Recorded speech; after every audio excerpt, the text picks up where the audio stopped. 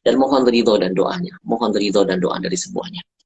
Hari ini sebenarnya saya masih belum fit, tapi karena kecintaan kepada Syekh Ali Jabir, saya paksakan untuk live yang perdana setelah berapa bulan tidak pernah live.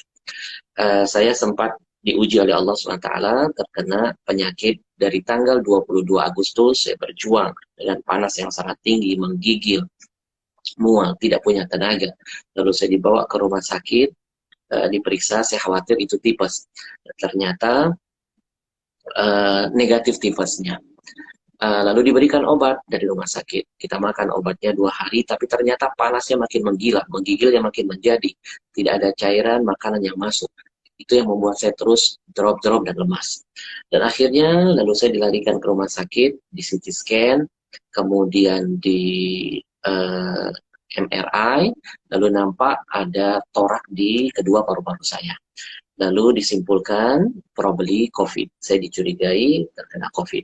Besoknya saya disarankan untuk swab teman-teman sekalian. Lalu kita ikuti prosedur itu, saya swab, dan kita menunggu 3 hari setelahnya. Ternyata baru 1 hari, saya sudah tidak tahan dengan panas yang terus tinggi, menggigil, badan yang lemas.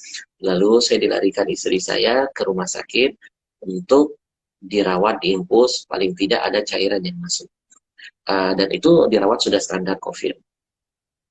Sambil menunggu hasil swab. Uh, ternyata hasilnya baru keluar 4 hari. Dan hasilnya saya positif COVID.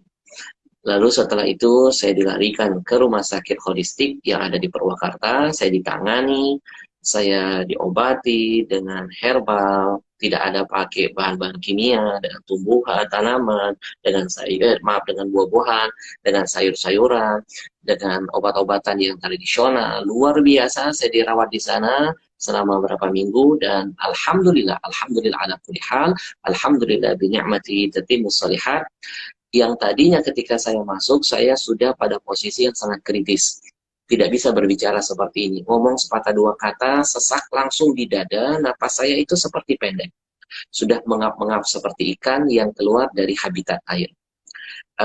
Sampai pada saya sudah menuliskan wasiat kepada istri, menitipkan wasiat kepada teman-teman, menitipkan wasiat kepada keluarga, dan lain sebagainya.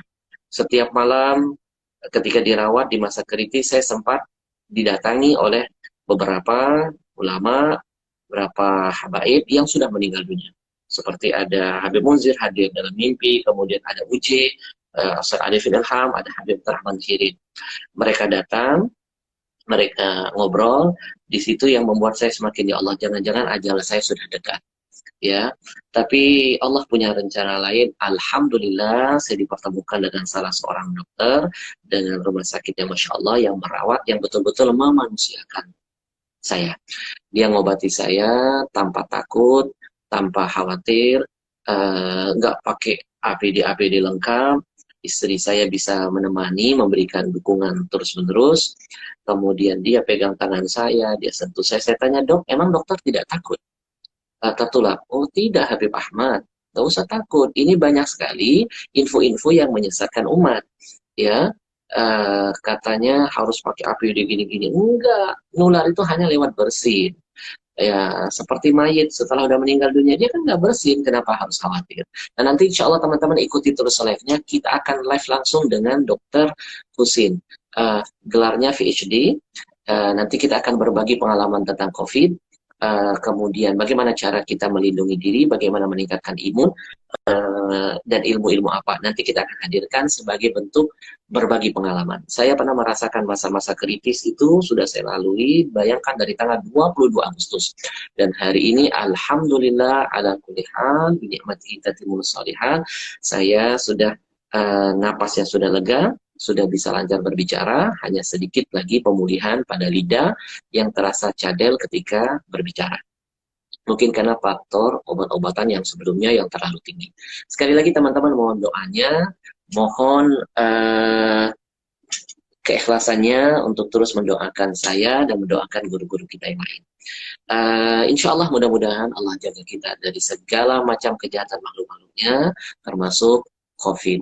Terima kasih banyak teman-teman sekalian. Nanti insya Allah saya akan hadirkan dokter itu, kita berbagi ilmu. Ya, bertukar pengalaman. Mudah-mudahan memberikan manfaat buat antum semuanya. Sekali lagi, salam hormat untuk semua keluarganya. Assalamualaikum warahmatullahi wabarakatuh.